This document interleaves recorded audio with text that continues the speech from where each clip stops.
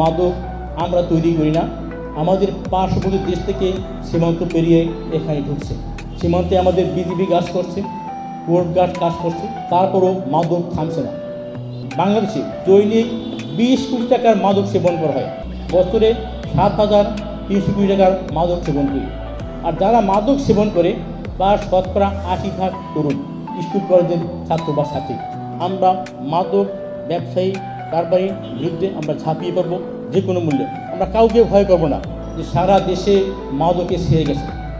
এই মাদক আমরা তৈরি করি না, আমাদের পার্শ্ববর্তী দেশ থেকে সীমান্ত পেরিয়ে এখানে ঢুকছে।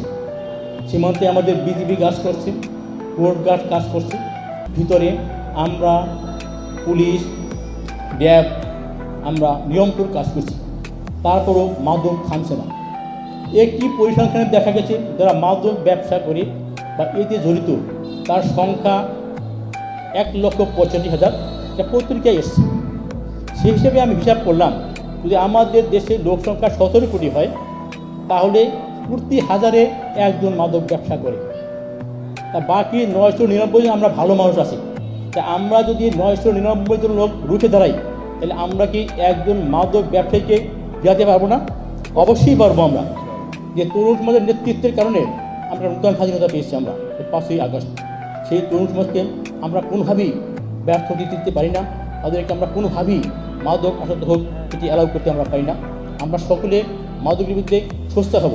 এই জন্য আমরা শুরু করব আমাদের পরিবার থেকে, আমাদের স্কুল থেকে, আমাদের কলেজ থেকে আমরা মাদককে না বলবো, এবং যারা মাদক ব্যবসা করে তাদের বিরুদ্ধে আমরা রুখে দাঁড়াবো। দেখাই তাদের পাবো, দেখাই তাদের বিরুদ্ধে আমরা দুর্বার আন্দোলন গড়ে তুলব। বা আমরা অলওয়েজ প্রস্তুত আছি।